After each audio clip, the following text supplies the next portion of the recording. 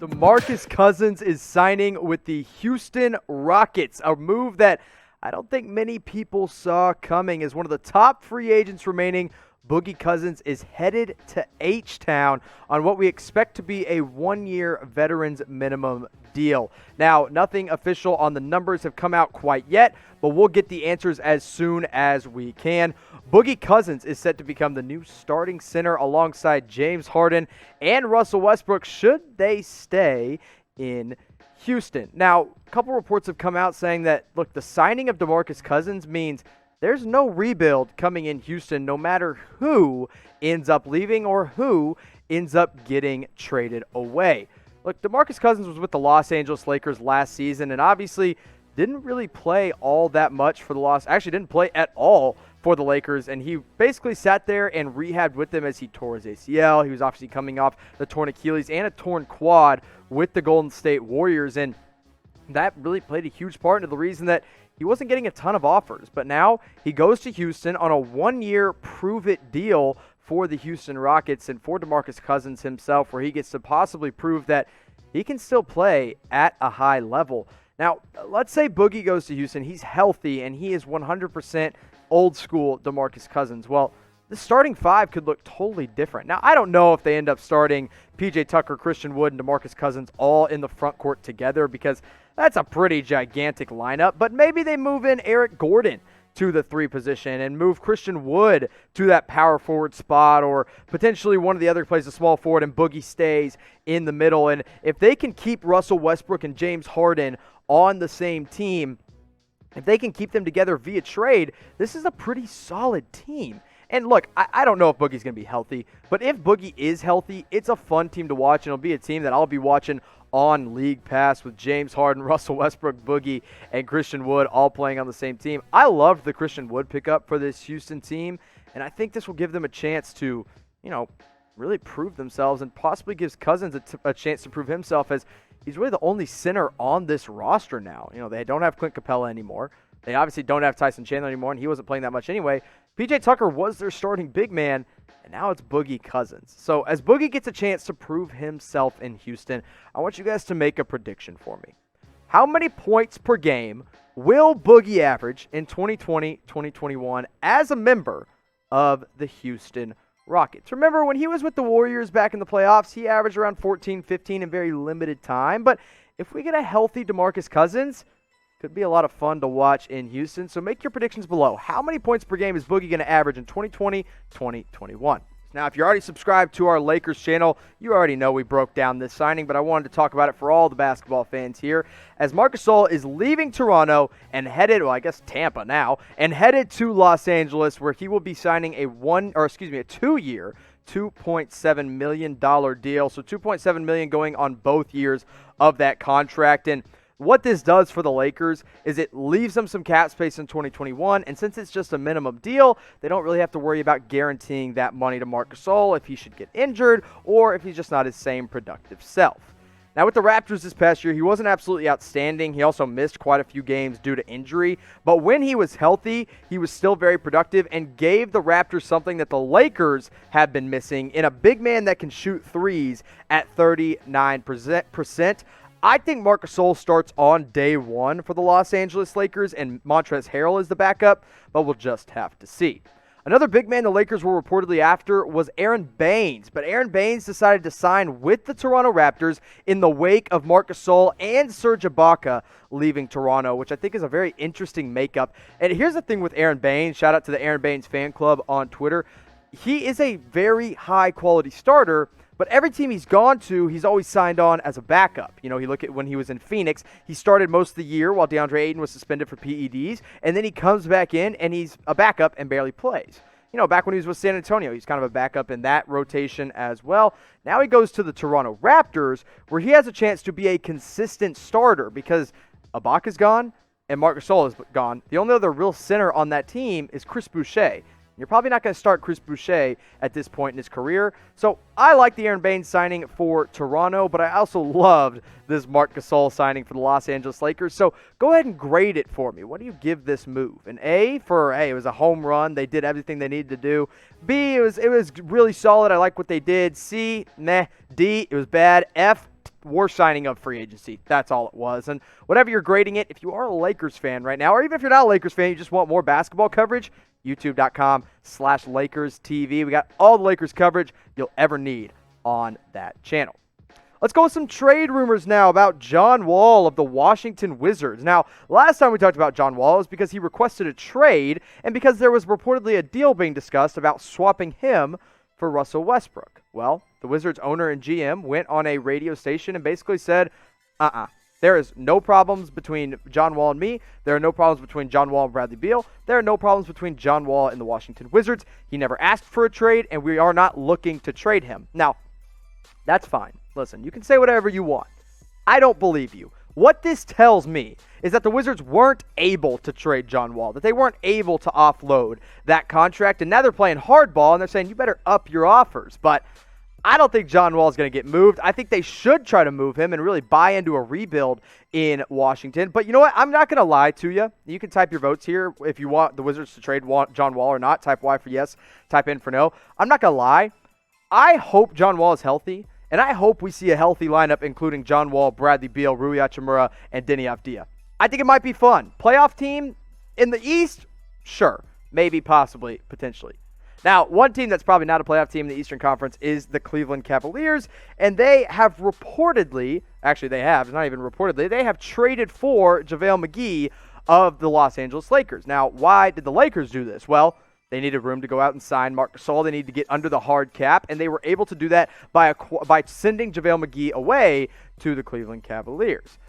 Now, I don't really know why Cleveland did this, because they traded Jordan Bell and Alfonso McKinney, two kind of young guys that could help develop on that team. I don't really get it. I honestly just don't understand why they did this.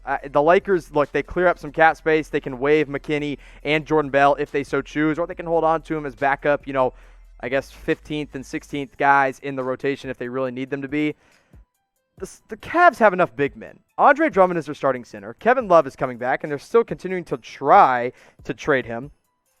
Cedi Osman is there as their forward, or Isaac Okoro. I don't know who they start on day one. I think it's Osman until Okoro is able to really develop. And then their backups their backcourt includes Darius Garland and Colin Sexton.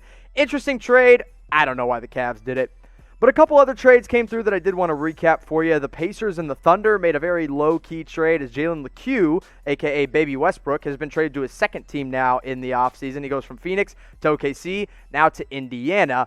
And interestingly enough, Jalen Lecque actually posted on his Instagram story that he was at the Oklahoma City airport when this trade went down. So I think he had just landed in OKC. Now he's headed off to Indiana. Another trade that came through were the Knicks and the Timberwolves, and I love this trade for the Knicks. I think they actually did something right here by getting two young guys in Amari Spellman and Jacob Evans, and they get a future second rounder, and they send away kind of the useless deal that is Ed Davis. I don't know why Minnesota did this, honestly, but I guess Ed Davis gives them a bit of a veteran presence. Not big-time moves, but some little trades that I did want to point out for you on today's episode. Now, if you've missed anything, whether it's been any move in free agency, whether it's any of the trades that have happened, whether it's pick number 1 or pick number 60 in the NBA draft, it means you're not subscribed to Chat Sports, because we've had you covered head to toe all off season long, and we have been growing like crazy, and if you're not on the train yet, I don't know what you're doing.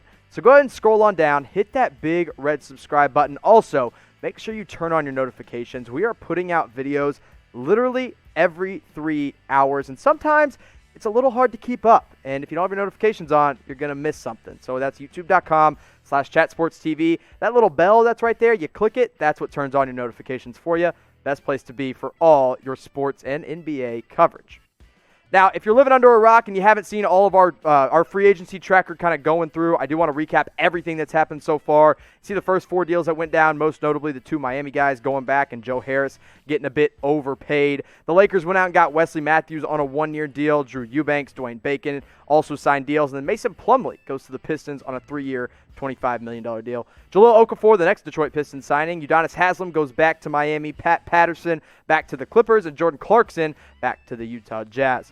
Derek Favors took a little break from Utah, and now he's back on a 3-year deal. De'Aaron Fox, although not a free agent, signed his big-time extension.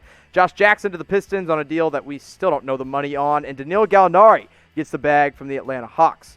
Dwight Howard changes teams, goes to from the Lakers to the Sixers. Rodney Hood back to the Blazers. Malik Beasley back to the T-Wolves. And Montrezl Harrell goes from one LA team to the next as he goes to the Los Angeles Lakers. Trey Burke went back to the Dallas Mavericks. The Wizards made a couple moves, and the Knicks made their first move as they signed Alec Burks. Jeremy Grant, in my opinion, gets overpaid from the Pistons, but hey, good for him as he gets a 3-year, $60 million deal. Garrett Temple becomes a veteran presence on the Bulls. Christian Wood gets underpaid at 3 years, $41 million from the Rockets. And Derrick Jones Jr. goes over to the Portland Trailblazers.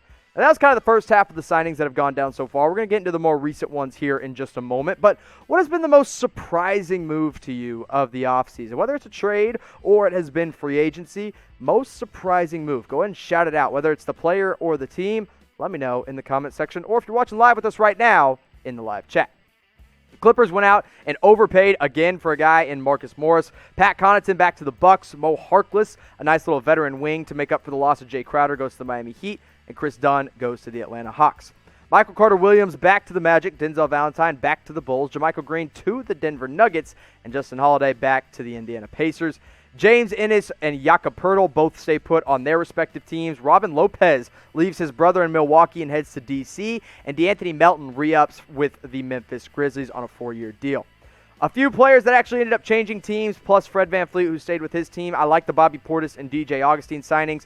Honestly, kind of underrated and helps out their bench as well. And what was, in my opinion, the biggest surprise of the offseason, Gordon Hayward gets 4 years, $120 million from the Charlotte Hornets.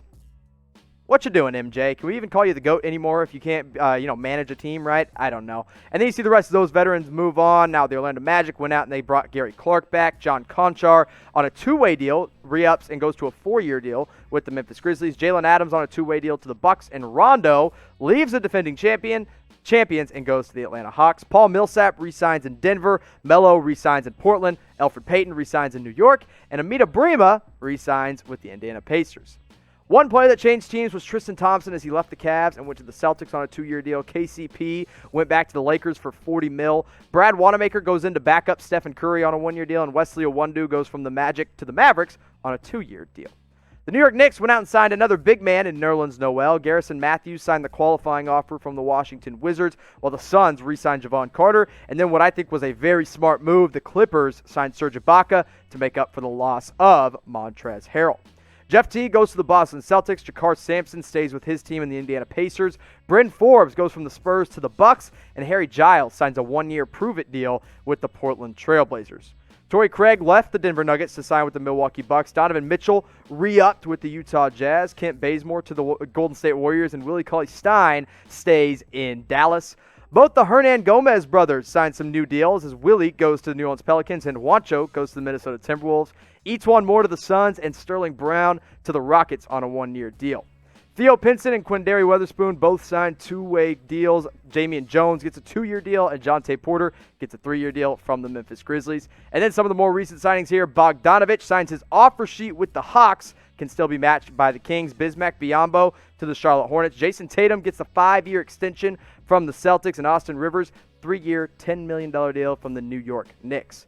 Now, as of last night, Marc Gasol going to the Lakers. Chris Boucher re-signs with the Toronto Raptors. Aron Baynes signs a 2-year deal with the Toronto Raptors as well. And Dario Saric returns to Phoenix. Last couple, we're almost done, I swear. Solomon Hill, 1-year deal to the Hawks. Damian Dotson goes to the Cleveland Cavaliers. Markieff Morris back to the Lakers. And Alex Len to the Toronto Raptors. One more move that has come across. Matthew Dellavedova re-signs with the Cleveland Cavaliers. How could I leave out Delly? You know I had to do it.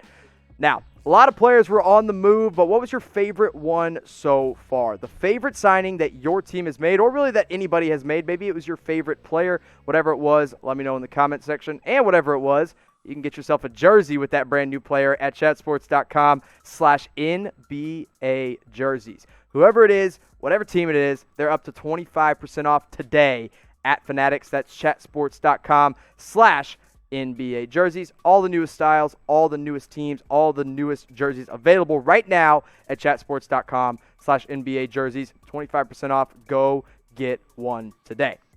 Now, I just told you all the latest signings, but I couldn't leave here without telling you the top remaining free agents. Of course, AD and Brandon Ingram have still not signed. That's coming in soon. We're pretty sure about it. Hassan Whiteside is still out there. Langston Galloway, a solid shooter for the Detroit Pistons, and Emmanuel Mudiay of the Utah Jazz, all available via free agency. Brandon Ingram, the only one that's restricted. Shabazz Napier, Jordan McLaughlin, Yogi Ferrell, Kyle Korver, Reggie Jackson, all some solid players available for teams to go out and get.